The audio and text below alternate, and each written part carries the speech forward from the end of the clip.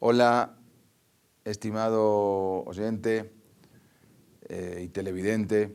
Estamos, como sabemos, en la clase de historia con el tema de 2000 años de historia del pueblo de Israel. En el último bloque nos habíamos quedado en la historia cuando subió al poder Adrianos, el famoso Adriano César. Nos habíamos, para hacer un resumen de lo último que habíamos hablado, habíamos quedado en uno de los César, de los emperadores más tremendos, digamos, en la historia de Israel, que se llamó Trajano. Pero si ese era algo muy déspota, todavía tenemos uno mucho peor. Este César, conocido por todos, era el César Adrianos.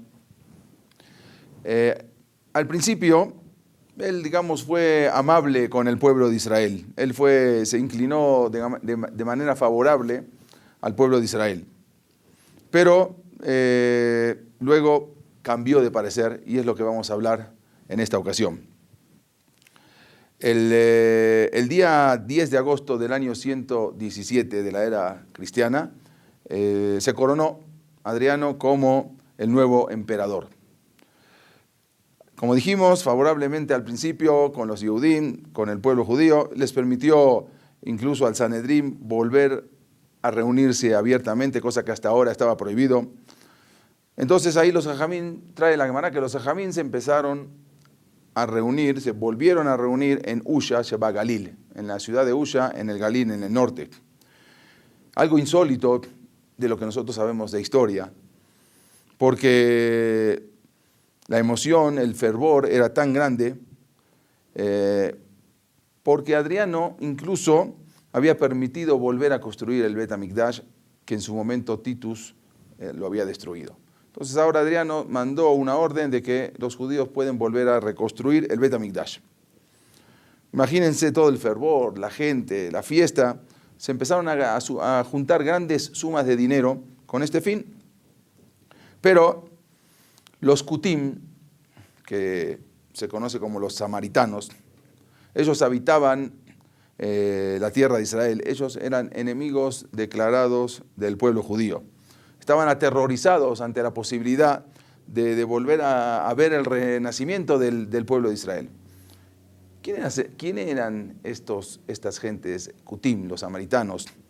Hay un dicho, el buen samaritano. ¿Qué es el buen samaritano? Como que un poco se apiadaban el mundo de lo que era el samaritano. El samaritano, los Kutim eran un pueblo que los había traído desde el país de Kuta, Sanjerib, el rey Senaquerib, cuando se llevó prisioneros a las 10 tribus de Israel, mucho tiempo antes. Ellos, Sanjerib trajo para que él tenía una manera de conquistar y de dominar a los pueblos. Cuando él dominaba a los pueblos, entonces hacía cambio de gente. La gente que habitaba en Eres Israel, los 10 Shevatim, se los llevó prisioneros hacia diferentes países, lo que hoy en día es Afganistán, lo que hoy en día es hasta la India, diferentes países, y los habitantes que estaban ahí los trajo y hacía cambio para que, esa era una estrategia de él para que no se rebelen contra él.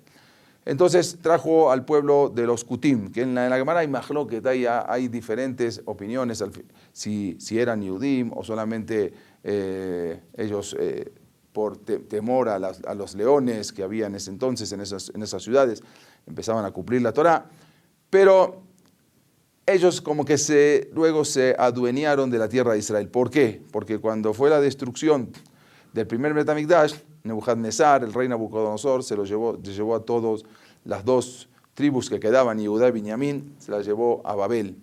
Entonces prácticamente se quedó desolado la tierra de Israel. ¿Quiénes eran los que habitaban en ese entonces? Los Kutim, los samaritanos, que ellos ya 70 años estuvieron habitando prácticamente la tierra de Israel, solamente los habitaban ellos.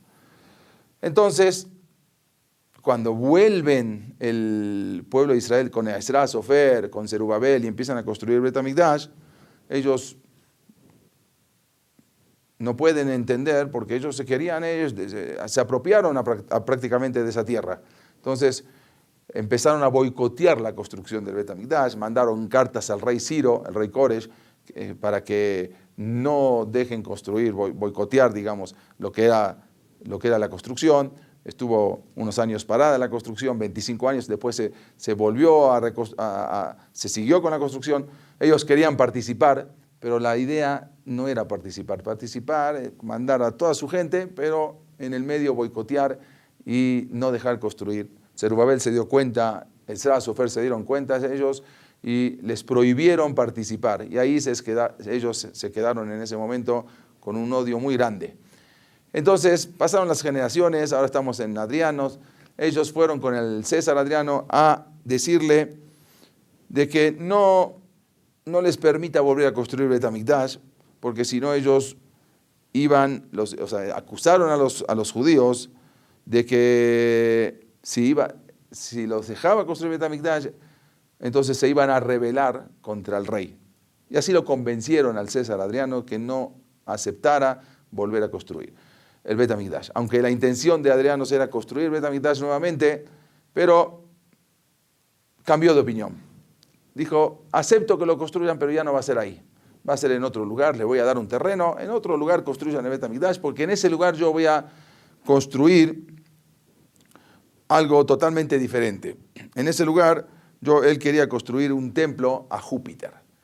Y así fue, efectivamente, en el lugar exactamente del Bet HaMikdash, donde hoy en día se conoce la mezquita de Omar, mandó a construir un templo al dios que ellos llamaban Dios, al dios Júpiter, manda a construir un templo. Imagínense, ahí era algo que no podía aceptar el pueblo judío, no podían aceptar que el lugar más sagrado en esto ahora haya un templo a Júpiter. Estaban enormemente desalentados. Muchos judíos comenzaron a preparar una revuelta, pero hubo un rab, un taná, Rabbi Yoshua ben Hananiah, se acercó con los revoltosos y los convenció de que no había que levantarse en armas contra los romanos porque era algo imposible. Con el tiempo, fue pasando el tiempo, el César Adriano se dio cuenta que la Torá era la columna vertebral de Am Israel, del pueblo de Israel, y comenzó a desquebrajarla. Primero, como dijimos, construyó un templo a Júpiter, exactamente en el mismo lugar donde estaba ubicado el Bet HaMikdash. Luego mandó a construir en Jerusalén, en lo que es Jerusalén, una ciudad prácticamente romana, sobre las ruinas de Jerusalén. Esa ciudad se llamó Aelia Capitolina. Adriano también promulgó varios decretos contra la observancia de las principales misbot.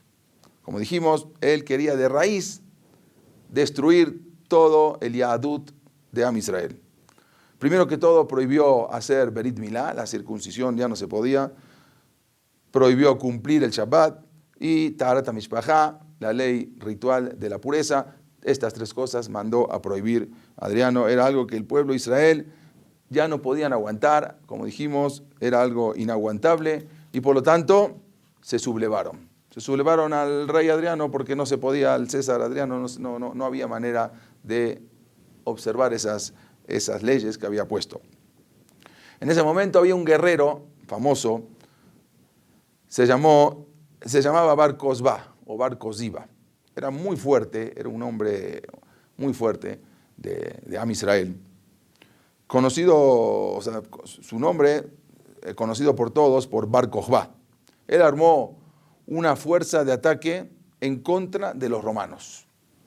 Juntó su ejército, tuvo éxito, recapturó Jerusalén y más adelante él se autoproclamó Mashiach. Vamos a ver, traen la Gemara en el Talmud Sanedrín, Daf Tzamach Gimal, página 93, Amud Bet, que él también, como dijimos, se autoproclamó como Mashiach. Y aparte que tuvo el respaldo de uno de los Gedolei Hador, que era Rabbi Akiva. Rabbi Akiva lo respaldó e incluso Rabbi Akiva también se pensó en un momento que Bar Kokhba era el Mashiach. Porque tenía mucho éxito y tenía mucha fuerza. Un Sansón más pequeño, vamos a decir. Pero había discusión, había otros sabios, otros jajamín decían que no, que Bar Kokhba no era el Mashiach. Y había dos motivos por los cuales se dieron cuenta que este Bar Kokhba no era el verdadero Mashiach. Uno era porque en una ocasión Bar Kokhba reclamó así. Está escrito en la Gemara que dijo, alzó la voz contra el Shamaim, contra Dios, y dijo, Dios, si eliges no ayudarnos, por lo menos no ayudes a nuestros enemigos. Es algo, hablarle así a Kadosh Baruj Hu, es algo muy duro. Entonces, y un Mashiach no puede, seguro que no es Mashiach una persona que le habla así. Hubo otro caso que también, por lo cual se dieron cuenta que no era el Mashiach. En una ocasión, él tenía a su tío que era un Taná, conocido Rabbi Eliezer Amodai. Ese Taná, él pensaba que su tío conocía varios secretos militares y que no se los quería dar. Su tío no conocía secretos militares, era un Taná, era un erudito. Pero él insistía de que a su tío que tú conoces los secretos militares para luchar contra los romanos. Entonces, en una ocasión se fue a la casa de su tío y se lo enfrentó y lo empezó a patear hasta ocasionarle la muerte. Bar Kokhba había asesinado a su tío Rabbi Eliezer Amodai. Así trae en el Talmud Yerushalmi, en la Gemara Ta'anit, Daf Hafdalet, página 24. Se dieron cuenta con estos hechos que no era para nada un Mashiach. Viendo esto, los Yehudim ya le quitaron el nombre Bar Kokhba y le pusieron Bar Koziba. Bar Koziba quiere decir hijo de la mentira. Bajo este cargo, él estuvo dominando Jerusalén, Bar Kokhba, durante 2 años y medio. Así trae en la Gemara Sanedrín, página Tzadik Gimal, página 90 Tzadik Zayin, página 97, Amud Bet. Ahí trae que dominó Jerusalén, Bar Kokhba, y pudo expulsar a los romanos, que era algo impresionante, expulsar a todo un ejército. Sorprendido por esto, Adriano, por el éxito y el levantamiento judío, Adriano mandó a reunir a todas sus fuerzas y convocó desde la lejana Bretaña, lo que es hoy en día Gran Bretaña, al general élite que tenía. Se llamaba Julio Severo. En el año 132 lo convoca y lo manda a llamar para que venga con todo su ejército para derrocar y apaciguar a los sublevados en Israel que estaban dirigidos por Bar Kokhba. A pesar de encontrarse el ejército de Julio Severo una tenaz resistencia por parte de Bar Kokhba, los romanos pudieron reconquistar Jerusalén y gran parte del país. Finalmente, Bar Kokhba se tuvo que escapar y se escapó a una ciudad conocida como Betar, una ciudad fortificada, una ciudad muy difícil de accesar a ese lugar. Traen la Gemara Ta'anit en el Daf Haf Bab Amud Bet, la página 26, que en Tisha B'Av del año 133 de la época cristiana, después de 9 años de guerras, los romanos conquistaron Betar, pudieron conquistar la ciudad de Betar, acabando con toda resistencia judía. Ahí cuenta la Gemara que 90.000 Yehudim fueron masacrados por los romanos. Prácticamente no quedaron sobrevivientes. Así trae eso en la Gemara Gitim, en la página Nun Het, página 58, Amud Aleph, y también lo trae en Baba Kamá, página Fe Gimal, página 83. Ahí cuenta, como dijimos, 90.000 Yehudim fueron masacrados, aunque hay un testimonio, según un testimonio romano, obvio que los romanos siempre van a exagerar mucho más. Si conquistaron y mataron a los habitantes de la ciudad, siempre el enemigo va a poner en la historia de que fue mucho más. Y así trae un historiador romano, conocido como Dion Casio.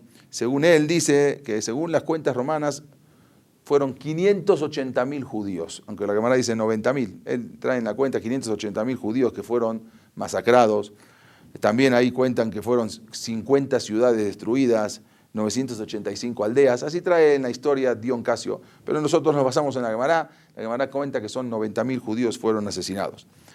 Cuenta ahí el Talmud que ríos de sangre fluyeron por kilómetros y kilómetros hacia el mar, hacia el mar Mediterráneo, desde la ciudad de Betar hacia el mar Mediterráneo fluían los ríos de sangre de tanta mortandad que había.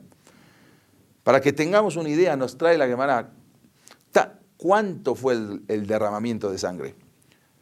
Cuenta la Gemara que tanto fue ese correr de sangre de la gente que había muerto, que los romanos la utilizaron a la sangre como abono durante 7 años. Ya no necesitaban abono para la tierra porque esa sangre les sirvió durante 7 años. Incluso cuenta el Talmud que esos 90.000 cuerpos estaban prohibido enterrar. O sea, la ley de los romanos era que se tenían que quedar así como habían muerto sobre la tierra y tenían la prohibición, nadie podía enterrarlos. Durante casi 7 años esos cuerpos fueron expuestos en la tierra. O sea, no fueron enterrados. Y no solamente eso, sino que lo usaron como cercos. Cercos para los campos, para dividir los campos, usaban esos cuerpos como cercos en los campos. Ya para no tener que poner una cerca, para no tener que poner una división, con eso dividían los campos. ¿Y qué pasó con Bar Kokhba? Ellos dicen que lo asesinaron, pero en el Talmud cuenta que una víbora lo picó en la parte de abajo y lo mató. Pero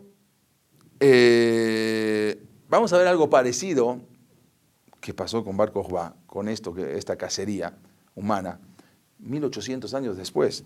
¿Sí? Los romanos habían implementado lo que se llama la solución final, que también después de 1800 años fue lo mismo que había implementado Hitler, Máximo Zichron. Entonces, fue esto una destrucción. La destrucción de la ciudad de Betar fue peor aún que la destrucción en la época del Jurban Bet HaMikdash. La destrucción de Bet HaMikdash, o sea, la ciudad de Betar, lo que fue acá la masacre, todavía fue aún peor que lo que había sido en el Bet HaMikdash. Había un gobernador que Adriano César lo había puesto como gobernador en ese entonces, conocido como en la Gemara trae Tornostropus. El gobernador, su nombre era Tineas Rufus, conocido. Él saqueó todo Eretz Israel y se dedicaba a asesinar a muchísimos y muchísimos Yehudim, no solamente a asesinarlos, sino también los detenía, los vendía como esclavos. En el Imperio Romano se los llevaba, y a todo lo que era el Imperio Romano en diferentes lugares del mundo, ahí los vendían a todos estos detenidos, a todos estos secuestrados Yehudim como esclavos. Este periodo tan trágico en la historia de Am Israel se conoce en el Talmud, está descrito como Sha'at Ashmad, momentos de trágicos, que habían diferentes decretos, los Jajamim, que se permitían en Sha'at Ashmad. Esto exactamente en el gobierno de Tineas Rufus, Tornostropus, era lo que se llama en la Gemara Sha'at Ashmad. Después de ver toda esa tragedia, muchos Yehudim se escaparon a diferentes puntos cardinales, llegaron hasta Babilonia. Y esta fue la época conocida como Asara Arugé Malhut, cuando mataron a los 10 grandes Jajamim. Exactamente fue estas épocas. ¿Quiénes eran esos 10 grandes Jajamim muy conocidos? Fue Rabbi Akiva, que sabemos que lo mataron con peines de acero. En el momento de morir estaba diciendo Shema Israel. Entonces los alumnos le preguntaron, Rabbi Akiva, ¿hasta acá también? Y él dijo, Yalbai, yo toda la vida estuve esperando este momento, como decimos en el Shema, Bejol Levabeja, Ubjol Nafsheja, Ubjol Meodeja. ¿Qué es Ubjol Nafsheja? Sabemos, Bejol Levabeja es todo tu corazón.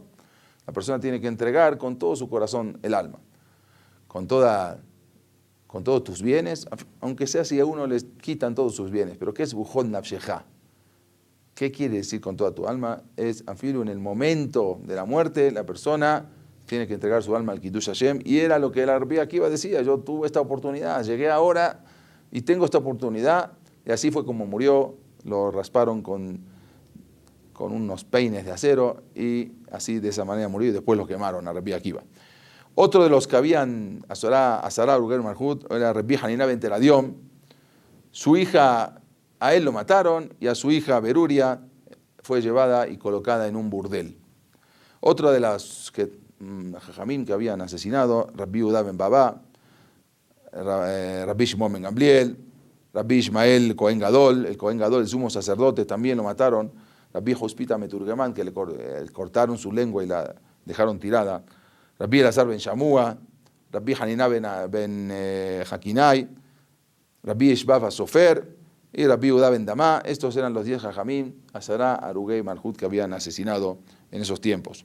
Todos estos Rabbanim fueron brutalmente asesinados de diferentes maneras. Pero vayamos a uno de ellos en particular, como dijimos, Rabbi Ishmael Cohen Gadol. Cuenta ahí el Talmud que la belleza era algo impresionante, tanta belleza que tenía Rabbi Ishmael Cohen Gadol. Por lo tanto, la hija del gobernador, Tineas Rufus, ella decía que era una lástima matarlo, de tan bello que era. Entonces, le pidió a su papá que por favor lo dejaran con vida. No accedió el gobernador Tineas Rufus a que lo dejaran con vida. Se negó completamente. Pero entonces su hija le hizo una petición a su papá. Si no lo puedes dejar con vida, por lo menos vamos a sacarle, despegarle la piel de la cara y la vamos a poner en una estatua. Y por lo menos, si lo vas a matar, por lo menos voy a tener su cara. Y así hicieron. Exactamente ese atroz pedido fue concedido. Y Rabbi Ishmael ben Elisha fue despellejado mientras aún vivía. Vivo lo despellejan y le sacan su cara. Su rostro, cuenta el Talmud, fue preservado para utilizar en las legiones y llevarlo en las batallas. Cuando el gobierno romano salía en las batallas, llevaban como amuleto la cara de Rabbi Ishmael ben Elisha. Así trae la Gemara. Para ganar las guerras, para tener buena suerte, si vemos en la Gemara Julim, en el Daf Kof Hab Gimal, página 123, Daf Amud Aleph, ahí trae como en las guerras llevaban, en las legiones, aparte de llevar el estandarte del águila imperial, llevaban también la cara de Rabbi Ishmael ben Elisha. También su piel fue utilizada durante ceremonias que se llevaban a cabo una vez cada 70 años en las calles de Roma. Celebraban el ascenso de Esab frente a su hermano Jacob y en ese momento en la fiesta sacaban a la cara de Rabbi Ishmael ben Elisha. Así traen la Gemara Avodah Zará Daf Yud Aleph, página 11. Después de esta época, fue una época muy trágica para el pueblo de Israel, hasta que falleció el emperador Adriano en el año 138 de la época cristiana. En ese momento los romanos disminuyeron el pesado yugo de la opresión contra Am Israel. Al morir el emperador Adriano, permitieron el entierro de los cuerpos de los cadáveres de Betar. Esto tuvo lugar exactamente un día Tu B'Av, un día 15 de Av, por eso se hace una fiesta. Se permitió, después de casi 7 años de estar a la deriva, a la intemperie, 90.000 cuerpos, 90.000 cadáveres de Am Israel, se les permitió entierro y fue el milagro que todos los cuerpos durante esos 7 años, ni uno se echó a perder, ni un cuerpo se pudrió. Entonces esa fue una simjá, una alegría, que no solamente que pudieron enterrarlos, sino que se mantuvieron esos cuerpos sin pudrirse. Como dijimos, milagrosamente los cuerpos no se descompusieron y en conmemoración los Jajamim agregaron a partir de ahí en el Berkat Hamazon una verajá más, que hasta ahí eran 3 verajot, se agregó una más, que es Berkat Atov Be'ametib. ¿Sí? Porque Atov, porque se pudieron enterrar, Ametib, porque no se pudrieron los cuerpos. Así traen la Gemara Baba Batra en el Daf Kuf Haf Aleph, página 121 Amud Bet, ahí trae todo este maasé y por eso pudieron enterrarlos y ahí se compuso esa verajá que se dice en el Berkat Hamazon, la cuarta verajá. A partir de ahora, Rabbi Shimon bar Yochai, vamos a ver, aparece en escena, que era alumno de Rabbi Akiva, y él era un acérrimo crítico de los romanos. Cuenta en la Gemara Shabbat, Daf Lamed Gimel, página 33, que varios jajamim estaban discutiendo acerca del dominio de los romanos. Y Rabbi Shimon bar Yochai dijo que no, que todo lo que hacían los romanos era para intereses propios. Si hacían puentes, era para poner zonot, todo lo que hacían eran para intereses propios. Y esta conversación llegó a oídos de los romanos, lo cual habían sentenciado a muerte a Rabbi Shimon bar Yochai con carteles. Se busca, como aparecen a veces los carteles, buscado, recompensa. Así eran los carteles que pusieron por todos lados para encontrar a Rabbi Shimon bar Yochai. Rabbi Shimon bar Yochai se escapó y con su hijo se escondió en una mehará, en una cueva, y ahí sabemos todo el maasé de los 12 años que estuvieron escondidos en esa cueva para que no los encuentren los romanos. Y como había otro rabino, otro rab, que había hablado bien de los romanos, Rabbi Yehuda bar Elai, a él lo pusieron como Nasí, como príncipe de Israel, por lo tanto, porque había hablado bien de los romanos. Como ya sabemos la historia, se tuvo que escapar Rabbi Shimon bar Yochai por 12 años, después uno más, por 13 años, con su hijo Rabbi Elazar, y en el año 3921, Rabbi Shimon bar Yochai sale de la mehará, sale de la cueva, porque ya había fallecido, todos los que pusieron las órdenes de buscado, de captura contra Rabbi Shimon bar Yochai. Entonces se anuló esa orden y pudo salir de la cueva en ese año Rabbi Shimon bar Yochai. Y viene ahora una época de bonanza, una época buena. Asume como nuevo César el conocido Marco Aurelio. Marco Aurelio fue un rey muy bueno con Am Israel, y si Dios quiere, en el próximo capítulo vamos a seguir con esta fascinante historia de Am Israel, 2000 años de toda nuestra historia. A partir de lo que asume Marco Aurelio, si Dios quiere, nos veremos en el próximo capítulo. Hasta pronto.